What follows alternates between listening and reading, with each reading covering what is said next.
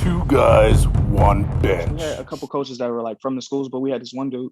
He was a recruiter, a Marine Corps recruiter, and he was like kind of a satellite coach. He would just show up to the practices and kind of coaches around and whatnot. Yeah. But I didn't realize at the time that like, okay, yeah, he's a recruiter. So like, yeah, he's trying to help us with wrestling, but he's also trying to recruit people to join the Marine Corps. And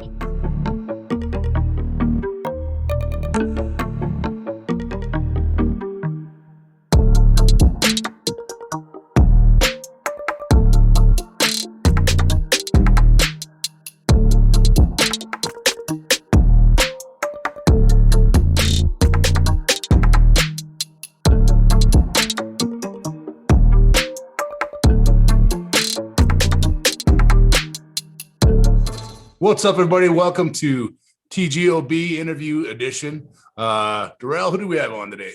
We got Lenard Jones for you. For those of you that don't know, Lenard Jones is an elite powerlifter in 2 weight classes, ex-Marine and currently in the military.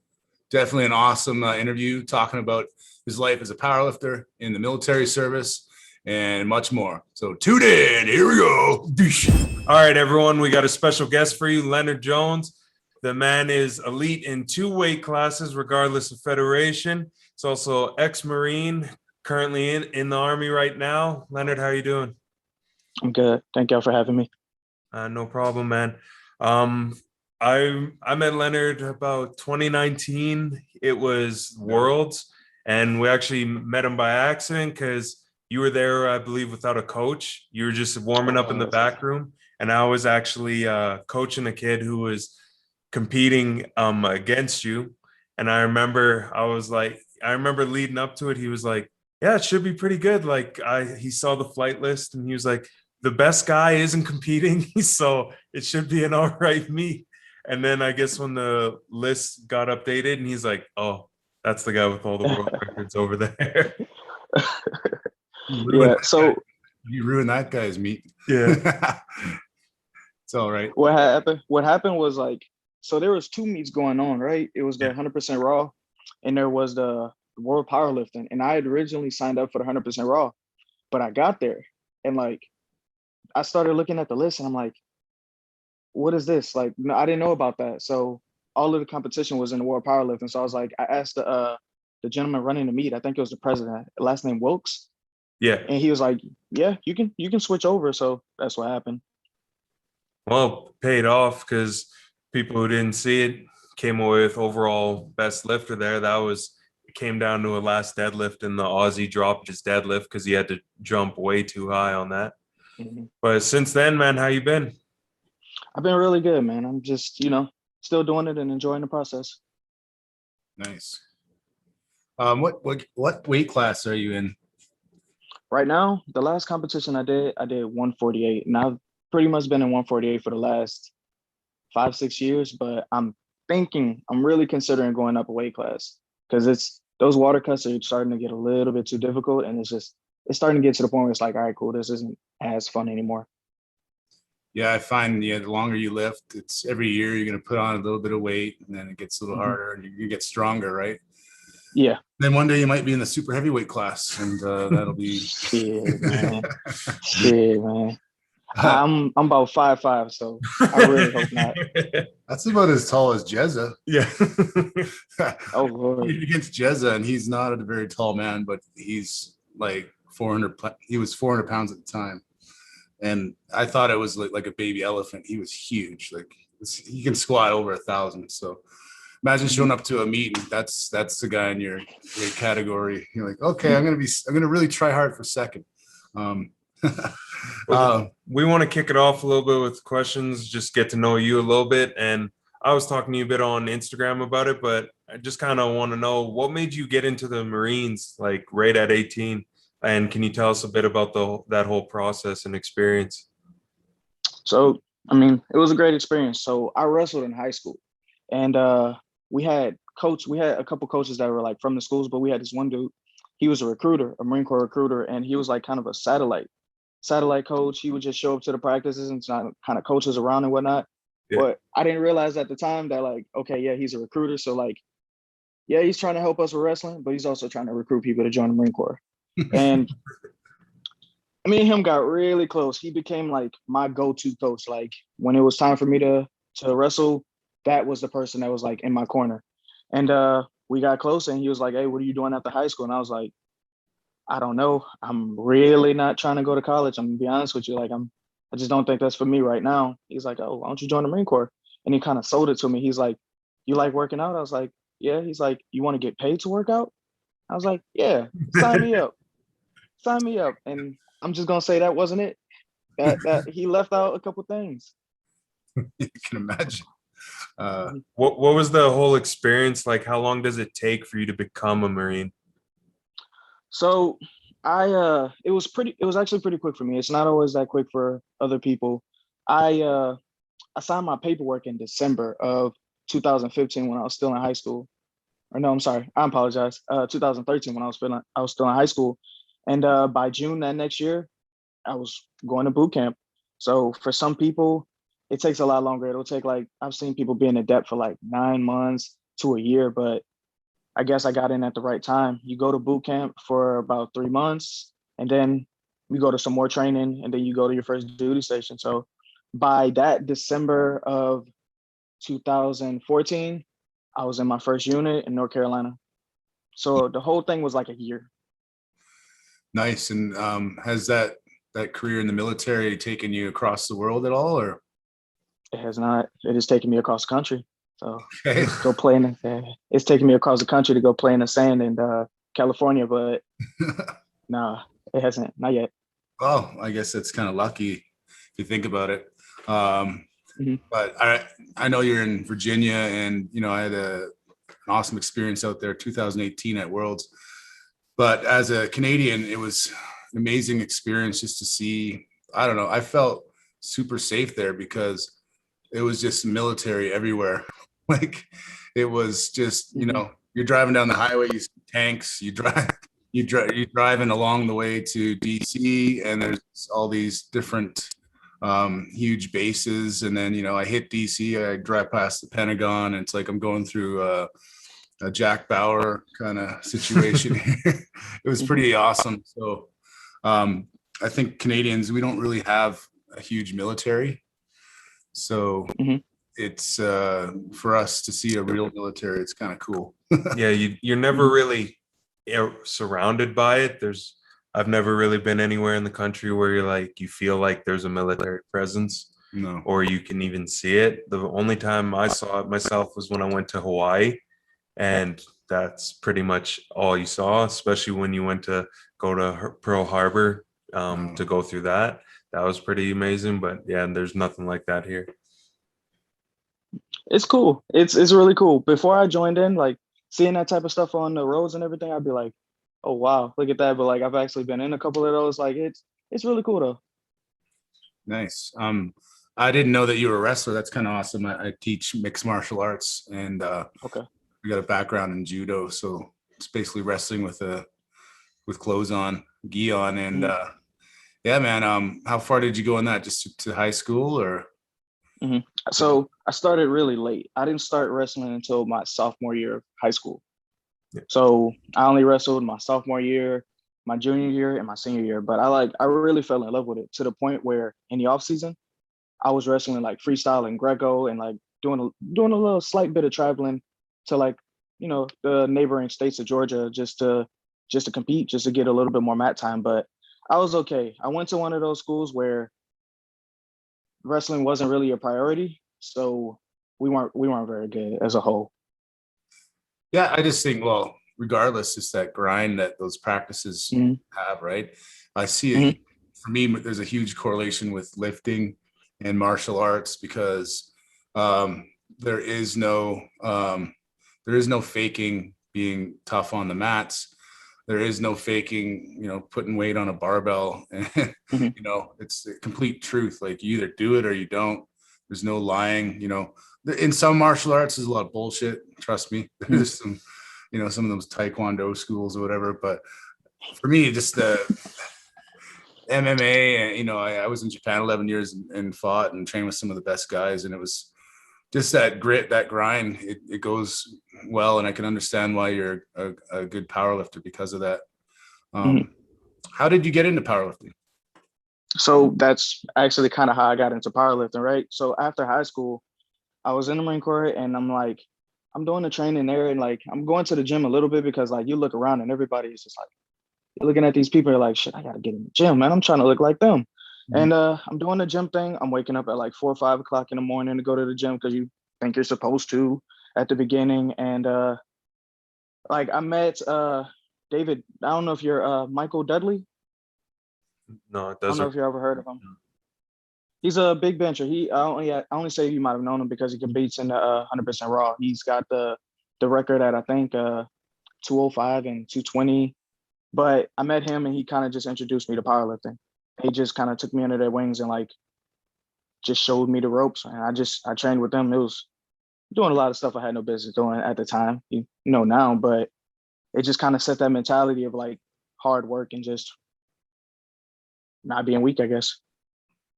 Yeah, 100%. It makes sense because, like he touched on, as soon as you said you wrestled in high school, it makes 100% sense why you were a Marine and why you're an elite lifter. Because, like you said, you can't fake that grind, and wrestlers more than anyone in any sport in high school have to grind more than anyone. They, like you said, there's no bullshit in your way through it, and they know you have to get anything. You kind of have to put your head down and go through the grunt work. So kind of all makes sense after you saying that. I mean, I would say even to the point where wrestling goes beyond what you actually need to do to grind. It's like, it's too much almost. It's like just shooting that takedown, keep on going for it. Go, go, go. I mean, in judo, it's more like trying to be as efficient as possible and not expend as much energy, but it still is hard. And same with, you know, grappling for MMA and stuff like that. But when you watch wrestlers in like the UFC, they just keep on, you know, fighting for a position and they don't stop. And it's that kind of stubbornness that makes it so strong, I think. Was there ever any intention to maybe go into MMA with your background? I didn't. So I'm pretty sure that if somebody else would have came up to me before Michael Dudley came up to me and told me about powerlifting, if somebody else came up to me and was like, hey, I got an MMA gym or I go to an MMA gym, you want to stop by? I would have been like, sure, because after high school, after wrestling, I just wanted to compete. Like I really love competing. I love the work. I love the work you have to put in and like getting the reward when you step on a mat, you step on a platform. So I would have probably got into MMA if somebody would have just kind of like pulled me in that direction. Nice. So you started powerlifting. What year was that? You 2015. 15, cool. So going into a competition, obviously now that you're a pretty amazing lifter, what is your main goal? Is it to win, to hit PRs, or is it something else for you? I mean, of course it's to win, but like it's also to hit, it's to hit PRs, it's to progress. Like I usually go into a meet with a total in mind or something like that. And like I trained this entire training cycle for this total. So this is where I get my reward on the platform. So I wouldn't say it's like it's fun. I have fun, but to me, winning is fun and like achieving my goals is fun. Nice. So what does an average week look like for you? Like with being active duty and also an elite powerlifter? So right now where I am, I work in a hospital and we work 12 ons, like 12-hour shifts, but it's 2 on, 2 off. So it's not crazy, but it's not that great, but it depends on if I'm working or not. If I'm working and I get off at 6 in the afternoon, I'm going straight to the gym and I'll train from about 6 to 8:30, 8-ish, get home, eat, shower, pretty much wake up and do the same thing. Wake up around like 4-ish and go to work and do the same thing again. But if I'm off, I get a little bit more flexible with it. It kind of just depends on like, if I got a friend going to the gym that day, like what time they're going, I'll kind of match my schedule up because I'm off. But I train 6 days a week. Only day I take off is Sunday. Wow. Do you have a coach right now or do you do it all yourself?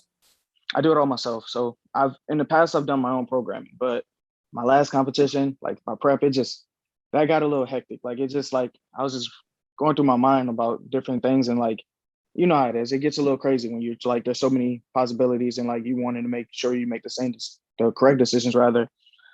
So right now I'm on Juggernaut. I don't know if you ever heard of it, but it's like an AI program. Yeah. And I've been doing that since March. I love it. I'm gonna be honest with you. I really love it. It makes it so much more simple. Yeah, I hired Chad Wesley Smith as a coach Okay. a couple of years back, so pretty familiar-ish with the program probably, but I'm sure the AI adapts a lot more to what you need. And yeah, but for me, I like to. Are you doing more like an RPE style, or is it percentages? It's percentages. So the app allows you to do both. But if you plug in a max, it's going off of percentages, which I honestly prefer doing because I feel like numbers keep you more accountable than RPE will. Yeah, I mean, and the way that I was rocking the system, it was new for me. It was the RPE system, and then towards the end, obviously the taper towards the meet, it was more on percentages. But it was kind of cool because for me, it was finding out, just to tell you what it's like to do RPE. It's like, well, you have let's say RPE, you start off of RPE 7 or whatever, and you try to hit a set of 8. So the first week you try to RPE 7, next week is 8, 9, and then the third week is 10. So you start off and you do weights where you think you can hit it. Like if I say to Drell, what do you think you could squat for 10 right now? Easy.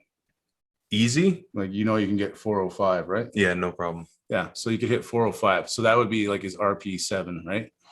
And then the next week you try to go up a little more and then try to hit that same number. And then the following week is you go for a new max at that weight. And it just, that's how it kind of drove my numbers up crazy, because it wasn't like when you have a percentage, you're looking at it and you're going, fuck, I got to hit this number tonight. And you're like, you're kind of worried about it all day. I don't know. When I look at my numbers, I'm like, I like to look at them so I know what I'm going to do. And then all day I'm thinking about it and can visualize it. But it also is a bit of a mind fuck. So I like having the opportunity to just be like, oh, I'm going to try to hit this number tonight. If I don't, it's okay. But yeah, that's kind of my experience. The app is kind of the same way. It does that same thing. It like drives it up a little bit, and you have your RPE 10 week where it's just like failure. So it'll give you a number, but it wants you to have like a RPE cap. Like, this isn't a max effort lift, but I'm actually coming up on my RPE 10 week. So that's funny you mentioned that. Awesome. I'd like to see what you do. So I love it. Nice. The whole time you've been training, like when you first started with Mike, were you pretty much doing like linear programming or block? Like, how have you always kind of trained the same way, or how'd you? So when I was living with Mike, it wasn't programming. It was just going in the gym and doing what you could. Like it was really no structure. We kind of led by what he said, because he's got the big bench. He's the most knowledgeable of all of us. And it was pretty much doing whatever he said. If he said we were lifting heavy that day, we were lifting heavy.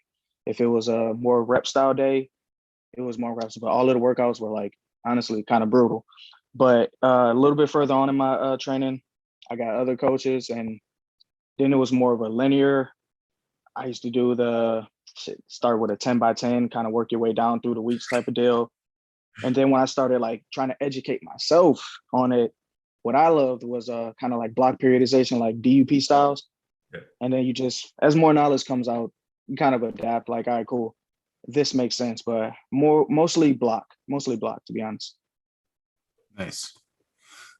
So I mean, the biggest league in the world is the IPF, so to say. And you don't compete for them at all, right? I competed in USAPL for about 3 years, and I went to IPF Worlds in 2017. Oh, wow. And that was Belarus. Sweet. So that's kind of when you're starting to cut your teeth in powerlifting, and then you've transferred over to some other feds now? I've competed pretty much everywhere. Nice. I started in 100% raw. I've done SPF, RPS, of course, World Powerlifting, USAPL, and now I'm in the USPA, the Drug Testing side. Nice. Yeah, I think the most important part about that is knowing that you're an elite lifter in 2 weight classes, and you're not specifically just an IPF lifter. Like you see that on Instagram. There's some people who just IPF, IPF, IPF, but it doesn't matter what federation you're in if your training sucks.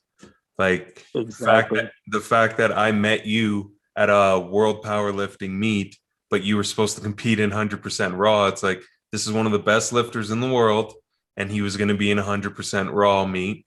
It doesn't really matter what your surrounding people are, because when someone lifts more than you, it kind of pumps you up to do better, but it's not the same as other sports where you can kind of play up. If I'm squatting with Ray Williams, I'm not going to all of a sudden squat 800 just because he went after me. It's like all the work is done before you ever hit the platform, but to see someone like you who's like elite and you compete wherever you want is pretty amazing. But I kind of want to ask your opinion on like how the IPF has come out this year and put in bylaws to make sure that their lifters don't move around. As someone who obviously does, what do you think about that? I hate it. I hate it. I think it's stupid. And I think it's like, it's just not what powerlifting is supposed to be. Like what I fell in love with about this sport was like the community aspect. And I think when you do stupid shit like that, like saying, oh, my lifters can't leave, you're taking the fun out of it. There's not much money in this sport. You're not paying me. You should be able to lift wherever you want, in my opinion. It's just because these different federations, they bring different crowds. And it's just you meet different type of people, and shit, that's what powerlifting is supposed to be all about. Yeah, of course. I mean, Darrell and I were signed up for a meet with the CPL, which is it's pretty much it's US. Yeah, the affiliate. It's the USPA affiliate too, because it's with like IPL. Okay. Now they have the drug tested side and the untested side, which is pretty awesome. Meet didn't go through. Darrell was on his way to hitting some big numbers and did a pretty awesome mock meet. But I just feel that what I like about that energy is like now it opens up two sides. Like what I feel with the IPF is it allows for, if people want to be at the premier league, they have to, play by these rules. And then within those rules, they can try to cheat the rules. And there is no untested side, right? So it's like, what I like about this concept is like, if you want to choose to use enhancements and you go on the Sunday, and if you don't, you're on the Saturday, right? It's pretty awesome that way. I think it like you just said, it's pretty much just like, it takes that pressure out of like just being honest out. It's like, all right, cool. You can compete in this federation. We got both. We got untested and we got tested. This wherever you want to go. You don't have to try to T.G.O.B test or anything like that. Nice. Yeah, and for the people at home who don't realize it, like I talked to you about it, you were invited to the Showdown meet in September, but you were switching weight classes, and the invite was for only one weight class. Can you tell us a bit about that? So it was only for 148 because I believe it goes based off of like your total. So I haven't really established a total at 165 yet. So I don't have anything in the books, but I have a pretty decent total at 148. And I was gonna go. I was like really planning on going, not really because I thought I had the opportunity to win any money. Because again, it's a very largely untested event, and I'm tested. I can't compete with those guys. It's just hard, I guess. I don't know. But the day I check into my new unit in Georgia is actually the day of the Showdown, so I won't be able to make it anyway. Yeah, it's too bad, but at the same time kind of acknowledges that clearly you're one of the best lifters in the world, because only the best raw lifters out there ever get invited. Do you think down the road you would ever want to try something like wraps? I don't. I did a wrap meet in 2015, and man, I'm gonna be honest, it's too damn painful. I can't do that. It is way too damn painful. It was cool on meet day because meet day.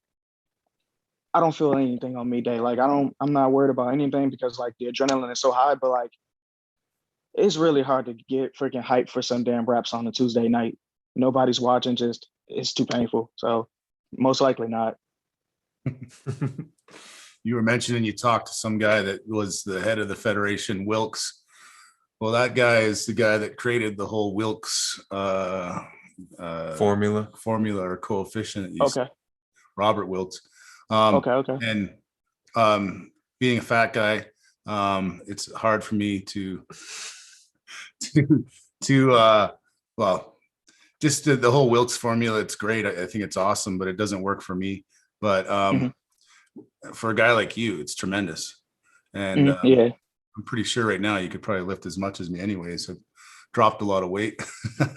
But you know, what are your feelings on that when some big asshole like me comes up to you and goes, oh, whatever your Wilks score, blah blah blah. there's no Wilks in the jungle. Yeah. Yeah.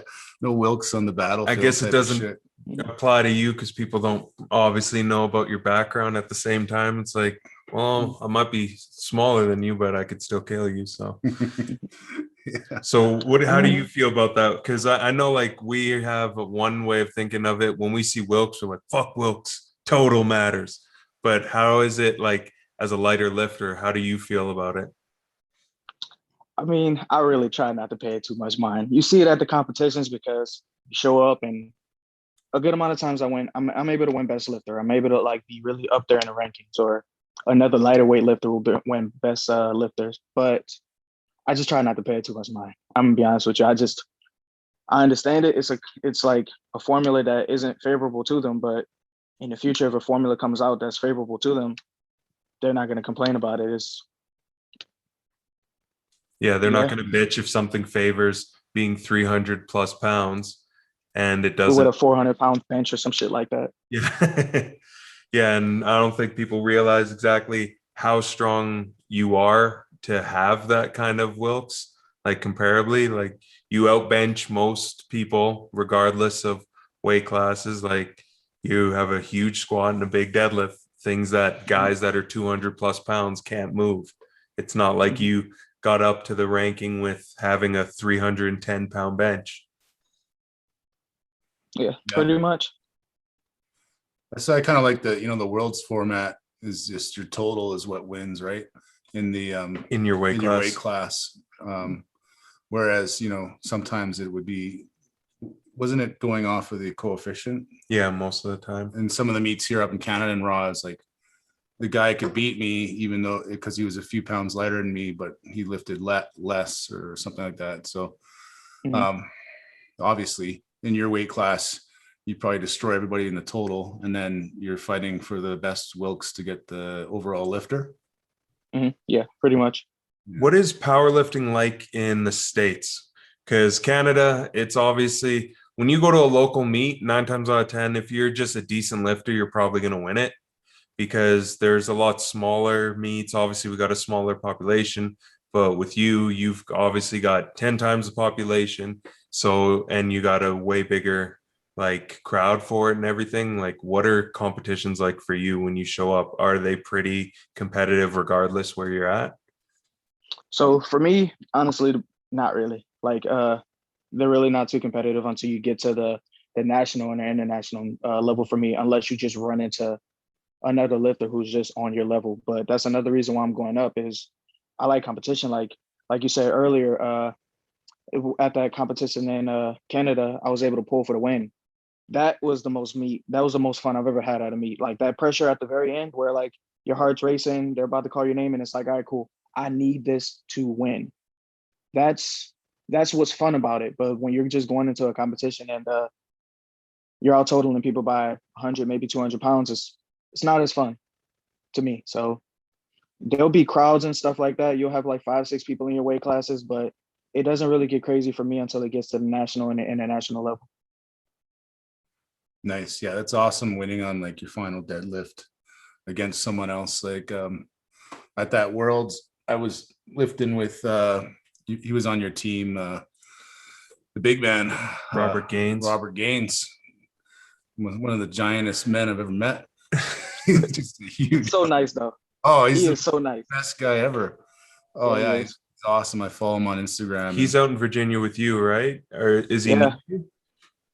He's also out in Virginia. I met them up there, and they kind of like they came up there with a group, and like everybody's kind of looking around, like, "Where's our coach?" type of deal. And like, "Where's our leadership?" type of deal. And they looked out for me while I was up there. As far as like I stayed with them, like. Well, I didn't really stay with them, but I visited them in their Airbnb. and stuff like that. But we're in the same area down here, and I run into them very often at like every competition I go to. I'll have a friend lifting, I'll just show up and Robert's there. So it's just, yeah, he's a really cool guy. Yeah, and just complete natural freak. And yeah, the same thing happened with me at Worlds. I was like, I screwed up warming up on a really shitty whippy bar with plates. And my last warm up, I came out and did the same thing for my first lift. And I didn't bomb it, but I dropped down too quickly. I'm like, oh shit, this competition's going bad. And then kind of got my head together, but Robert was there the whole time, like pushing me. I'm like, fuck, I gotta he outbenched me, and then I'm like, I really gotta take him out in the deadlift, or else I'm coming in second this year. So yeah, I know that feeling, having someone to push you along the way. It's pretty awesome. It is. So for you, obviously, you don't need to compete often just to really qualify for stuff. So what are some of your goals, like short-term, long-term goals with powerlifting? My goals are numbers based, I guess. Like I actually just last night I decided on a competition I'm gonna be doing. I'm gonna do my best. Like it just depends on how things are when I get to my next duty station. But IPL Worlds are in California this year. I think Orange County, and I plan on going to that. I'll be making my 165 debut. So like Worlds is a little weird, IPL, because you don't have to get nominated by a nation or anything like that. It's just if you have the total, and my 148 total will actually get me into that competition. So that's in November, and I think that gives me plenty enough time to like really build a respectable total in that weight class. But I have like goals as far as numbers, like long term, short term. By that, I really want to squat maybe like shit. I apologize. I'm like afraid to say it. Like I want to squat at least. I'm thinking like 585-ish. Squat at least 585-ish. Break that 400 barrier on bench, which I'm pretty close to, and have at least like a 530 or a 630 deadlift rather. I think it's coming because I've seen your squats, and right now I'm in a bit of an off season, but I still feel weak as shit when I see you repping things that I was doing in a training block. I'm like, oh, I definitely need to get back to getting serious when this man's doing the same thing and 100 pounds lighter than me. Yeah, I think I'm still in it. Go ahead. So I apologize. No, go ahead, man. Yeah, I'm still in that high bar phase. And I've been how Juggernaut does it. I've been doing high bar for the last 2-3 months. I think it's about 3 months. This is that third block of it. And hopefully when I'm really hoping that when I go back to a low bar, it has that carryover. Yeah, definitely. I think you'll be able to hit 600. Honestly, yeah. When you put on a bit of that weight, and like, I don't know, do you ever, so if you're going to be lifting at the 165, that means you can walk around probably around 180. Oh no. I don't think so. That weight. If I could get there. How big are you when you were at like 148? Like how much weight were you looking at cutting? I would sit around like 160, and I would start my cut around 157, the water load rather, around like 157, 156. And that would usually get me to the point where like on the day of the weigh-ins, I would have to do a hot bath or a sauna if it was possible, just to get that extra like maybe pound off. So right now I'm walking around at like 163. So, but I'm still building into the weight class, like into the 165 weight class. I want to get up to at least like maybe 168, 170. I just want to be able to like do it comfortably. It's just when you start to get down like really close to like 148, it's like, all right, cool. I'm not doing anything and I'm cramping up. Like just muscles are just cramping up. I don't like the way I look in the mirror. I'm not feeling it. So yeah, it's not worth it. And what people don't realize, like if me and Russ cut 10 to 20, that's not a big deal. If you cut 10, that's going to make you feel like shit and possibly be detrimental to your performance. And you don't have fat on you. You're literally just muscle. So it's going to be a lot harder. And I think for you, obviously the 165, once you fill that out naturally, like you have been, you're going to be a monster in that and will be. I could see the 600 coming because like you said, you've been doing high bar for so long, and there is a pretty good transfer for most people. I've never heard of someone who just said like, "Oh, it doesn't work." So I think the 600 will happen. I'm Definitely. really hoping so, because my high bar, to be honest with you, my high bar 10 and 8 rep has passed where my low bar was. Damn. So I'm really hoping. I'm excited. I got like 2 more weeks of high bar, and I'm done with it for a very long time, because I'm tired of it, to be honest with you. When is Worlds for you? November. Okay. That's you have plenty of time for that. Are you gonna go? Because you'll qualify. I can't really, because if October would be the meet if it happens here. And if I were to qualify, it would be like compete 3 weeks later. Just do a try, deload, and bro. try and do it. But the funny thing actually peaking. is the worlds that we're talking about where I was coaching Max, and we're like, oh, you got a good chance at winning, until we found out Lenard was there competing in world powerlifting. He's actually going to be at Worlds because he qualified for it. Oh man. What weight class? I think around like yours again.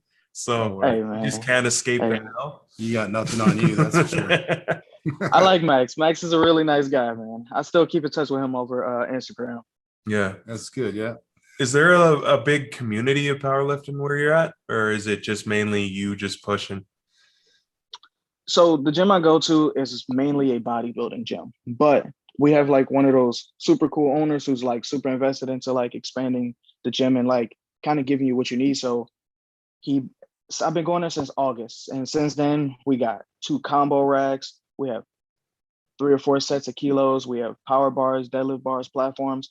So you know how that is. When you start to get those type of things, the powerlifters are going to come out. So we're building a community of powerlifters. It's not that many. It's maybe about 20 actually like true powerlifters who like compete, not just squat, benching, and deadlifting. Nice. That's a good group. Like Yeah, that's huge. 20 in a gym.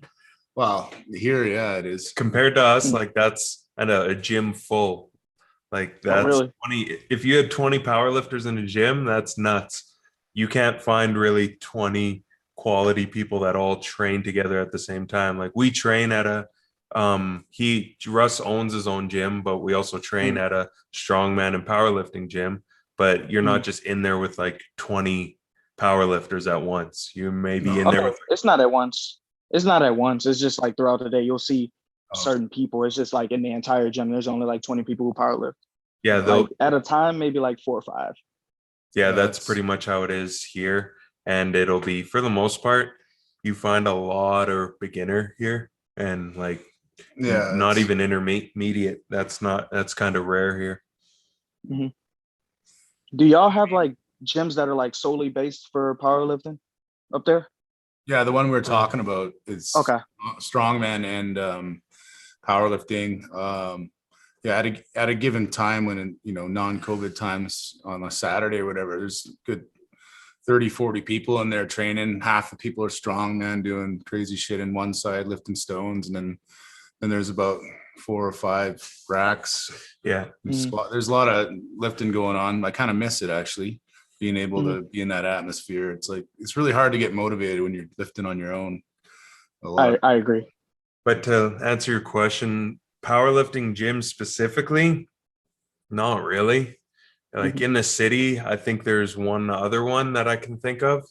I don't want to say the name because I don't want to say the wrong name, but I know there's other ones that dabble in it, and they'll have a little bit of everything, but there's not really powerlifting for the most part. If you want to get into it, you kind of just got to reach out to someone on Instagram and hopefully get introduced to it that way, because there's a lot of people who claim they powerlift, or there's a lot of coaches around here who coach powerlifting and have never done it. So you don't want to get in with those snake oil salesmen. So yeah, it's we got the same thing. Yeah, it's just the same thing here. I guess it's a little different though, because when they see someone like you, it's like, if I don't know anything else, I can at least talk to Lenard because he's elite and I have someone there to go off of. Here, there's not really that I can think of, someone at your level. So it's kind of everybody doing their own thing. Okay. Yeah. So in the military, you have to probably keep up running a bit too, don't you? I do. Yeah. Powerlifters can't get their head. Yeah, man. How far do you got? I mean, go ahead. How much do you got to run, and like, what's the distances? So for the test is only 2 miles. The test is only 2 miles, but PT, it varies. It varies. Like I've run as far as in a formation in my military career, about 8 miles. That's probably like the furthest. It's just, you just have to like be able to run and do other like cardio based exercises. You have to be fit. So it kind of takes away from powerlifting a little bit sometimes. It's a balance. You have to really find a good balance with it. Definitely. I don't see any super heavyweights being able to keep up that running at the same time competing. You got to be like that hybrid type of body, I think. Most soldiers do. So on that topic, how hard is it to balance, that kind of duty as, a military officer, and then also in powerlifting? Is it a time where one conflicts with the other? Yes. So right now, where I am in my current duty station, not really, just because of what I do. I work in a hospital, so hospital hours, that's your conflict right there. It's just working in a hospital. But we don't really do right now like any of the extra stuff. We don't have too much PT. As long as you can pass your standard fitness test that we have to take, you're good. But it's nothing, you're not really waking up early in the morning right now.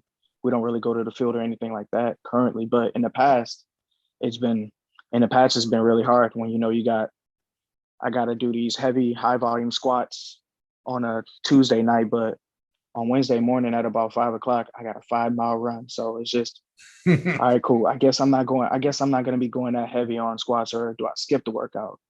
What do I do? Like, I have to figure something out, or just do what I do a lot of the time. You just got to tough it out. You just got to figure it out. It's just, the more you do on that Tuesday night, the worse that Wednesday morning is going to be.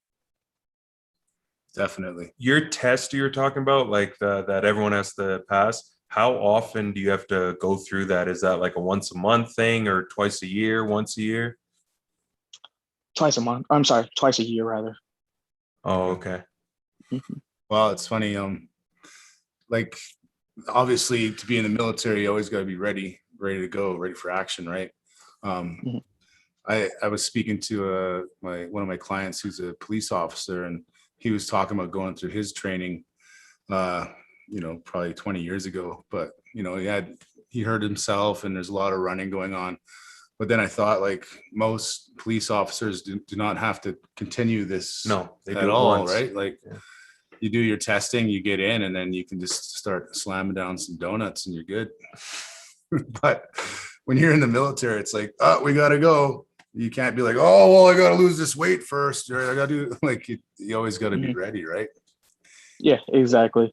It's just, the higher my weight goes, the slower I run, type of deal. It's like that's just how it works. Like, the bigger I get, the slower that run time, or the harder I have to work to like kind of get it back down. So it's just like, it's kind of like you're working against yourself like all the damn time. Hell yeah. And I don't see myself being like 320. If I was to be on the battlefield, I would be good for just about nothing. Human shield. Give me a fucking rocket launcher or something. That's about it. But so just being that kind of hybrid in shape all the time, I'm kind of envious. So that's why I'm actually down from 370. I'm trying to get into better shape, just so I'm just not feeling like a giant lump walking around. I mean, you said it, just putting on 10 pounds slows you down. Imagine being 370 trying to, number one, wipe your own ass. That's tough. I commend you for just being able to function at that height, or that weight rather. I did it all just to lift more weights too, which is why I'm like, I'm good. I'm gonna probably, if I do compete again, it's gonna be lower weight class, and I'm in the old balls masters now, so it's all good. I can kind of just try to beat those feeble records of old men. With your crazy schedule in terms of having to train and work and have to do PT and all that, how much are you eating? Like for people that are watching, they're like, "Oh, I'm around that weight class." Yeah. Like how I assume you're probably having to eat nonstop with the amount of cardio you're having to do, plus with the weights you're lifting. Yeah, I try to take in about like a little over 3,000 calories a day, which is, since I'm trying to grow, I'm trying to gain weight. That's right around where I need to be. But it, like, honestly, it sucks. Like, you know how it is, like forcing yourself to eat type of deal. It's like, all right, cool. I'm about to eat when I'm not hungry. Like, I'm on a schedule. Like, I have to eat at this time, and doing all of that while like trying to gain in over a gallon of water a day. So it's pretty difficult, but you got to do what you got to do if you want those results. Definitely 3,000 calorie. Eh? Do you have anyone who, I know you don't have a coach, but do you have anyone that's kind of like a mentor or anything like that, or guys you can reach out to over social media or stuff like that? I do. I have a couple guys that like I feel pretty comfortable reaching out. Like, I'll just get these thoughts in my head. I'll just like think of like sometimes like, and I'll just reach out to them and be like, what do you think about this style of like, if it's like shoes, knee sleeves or something like that, just, or a type of training technique. I'll just reach out just to like kind of pick his brain because he's more knowledgeable than I am in the sport. But for the most part, he's the internet. I'll just Google, just find something, Google from a decent source and read the article or look at the video and go from there. If it makes sense to me, cool, try it out. If it works, it works. If it doesn't, go back to what you were doing or find something else. Yeah, that's kind of how I started off. You know, we had Mark Bell on the podcast a while back, and I just commended him for, he had all these videos out there at the beginning where you could learn from all the biggest names at the time in powerlifting, and there was a lot of tutorials back then. But yeah, just I think you're big as a competitor. It's not like the guys in your gym anymore. It's like you go on Instagram, you start following people, you're like, Jesus, I got to step things up, right? And that's kind of the competition, is kind of just looking at people that are out there in your class. And if you're training at a world level, you got to try to match what they're doing, right? Mm-hmm. Do you ever find that you're caught comparing yourself, like maybe too much or something? Like Definitely. Like, I'm weird when it comes to social media, because like social media can have you like thinking that you ain't shit. So I'm like super particular. Like, you just gotta like kind of take breaks about it and like just not compare yourself to those online, because you don't know what they're going through. Like, they're in their personal life, they might not have the trials that you have, and or they, I don't know, maybe they put on a, what, how am I trying to say it? Like, I don't know, maybe they like, you know, you have people out there who just kind of do things for social media. yeah.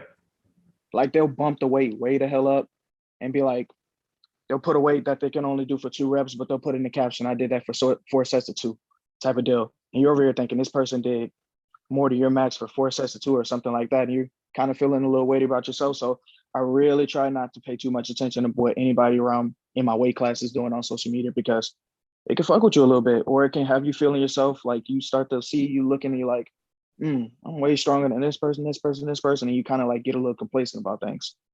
Yeah, I know what you mean about the lying on Instagram. Like me and Russ and I always talk about it when one of the big culprits is when people grind out a rep and they'll say RP6. You're like, bro, you did Easy work. 4 more reps at that. Or they say they list a bunch of excuses as to why they'd fail a lift or not fail, but grinded it out. It's like, oh, I'll have 20 more pounds. People don't really want to tell you the truth for the most part on their lifts. They just want you to see the highlights and Yeah. shove a lot of bullshit out there. And there's the people who like to train with with pound plates that are inaccurate so that it doesn't hurt the ego as much sometimes too. Pound plates are definitely lighter. I used to be one of those people who was just like, all right, I don't really need kilos or anything like that. But then you start working out with kilos and you're like, God damn. Like, pound plates, I think, are sometimes definitely lighter. Yeah. Yeah. When you're 700 on a bar for a deadlift with pound plates, I remember it being so much easier than doing it in competition. in training, it felt so nice and light in the hands. And then I got to a competition, like, this is not the same weight at all. Mm-hmm. Is it hard for you to find like almost competition online, even considering I, off the top of my head, can't think of any top natural lifters that are your size, but I can think of a bunch of untested. So is that also something to avoid? Like looking at the guys who they're not even really your competition because they're in the untested side. And that's the bad thing about it. Like I find myself looking at those untested guys just because they weigh the same as me or they're in the same weight range, and I'm like kind of shitting on myself. And it's like, but you can't because I'm natural. Like it's just you're never gonna win this battle type of deal. It is kind of hard to find like competition sometimes. Like I look for it. That's why I'm going up to another competition. But I could always compete untested, but I don't want to. I don't want to. I would never want somebody to think that I'm not natural. Like for one and two, you're setting yourself up for failure if you go against the wrong person, in my opinion. Yeah. Well, for me, some of these even guys on Instagram that they're natural guys and they're lifting way more in practice, and then they go to a meet and then they dial it back another, it's like your total is higher in practice. That's not the way it works. Mm-hmm. So are you available to coach athletes as well? So with coaching, I do in-person stuff. I've done in-person stuff. Like I did meet day coaching yesterday, or I really love meet day coaching, but I haven't taken any clients that are like online or anything like that, because honestly, I don't know where to start. Like I don't, you know what I'm saying? I would never want to take somebody's like lifting career in my hands and like fuck shit up for them, because the big thing about coaching to me is being able to make those small adjustments in person. And you can't really do that over the internet. Like you can show me what you're doing in the video, but then you can just go kind of continue to like just do your own thing when the camera's off. Yeah, definitely. Well, how can people reach out to you if they wanted to? Instagram. It's Lenard J18. So LENARD J18. Sweet. Okay. So anybody reaching out to Lenard, I think you should be training people online, and if you think about it, you got a lot of knowledge, and there's people out there with, like Darrell said, there's some shitty coaches and they just sell the snake oil. So I think anybody wanting to hit some elite weights and should pick your brain for some knowledge. I'm up for it. I'm up for it. I need to just like go through that door and just do it. As someone who never really started as a coach like myself, I got into powerlifting just with a guy who was 100% raw. He had a couple world record bench presses. I got into it mainly just to learn for myself. And then I was a personal trainer before, and I was doing all the programming for him that he would want. So I started doing it for everybody that was working with us. And then I just eventually started coaching. So I think it's kind of organic, just happens naturally. So I think a lot of people, what they could learn from you, especially, is what works, what doesn't work, because you've done it yourself. You haven't had a coach the whole time. You've been through shit. And at the same time, people, you kind of understand things that others won't, like time management. Because for the fact you working out after a 12-hour shift, you can apply to other people who, when some of these fake ass coaches out there really can't. I think you'd probably make a great coach if that's something you wanted to do down the road, but obviously don't rush into it. I need to pull the trigger. I need to just go ahead and do it, to be honest with you. Because you got 20 at your gym, like you said, and it's not really hard to look you up and be like, this is one of the best lifters in the world in 2 weight classes. We should kind of get some knowledge from this man. Hell yeah. Well, Lenard, it was awesome talking to you, and it was great picking your brain, and also want to thank you for all your service in the military. It's commendable, and wish you the best career possible. I know you're going to set some crazy records and keep on killing it world. So, and you're a great spokesman for a natural lifter, and we really like that. I appreciate that. And again, appreciate y'all for having me on. This is my first podcast, and honestly, it's an honor to be honest with you. Awesome, man. Well, best of luck. All right. Thank you. Y'all have a good one. All right, everyone. Hope you enjoyed our interview with Lenard. Make sure to follow him and watch his path to Worlds. Definitely. He was an amazing guy to talk to.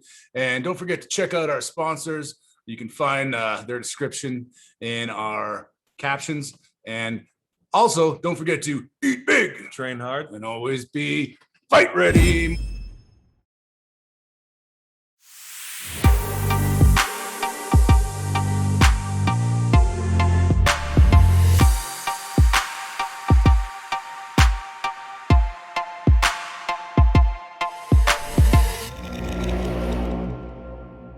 Resolute. Prepare yourself for battle.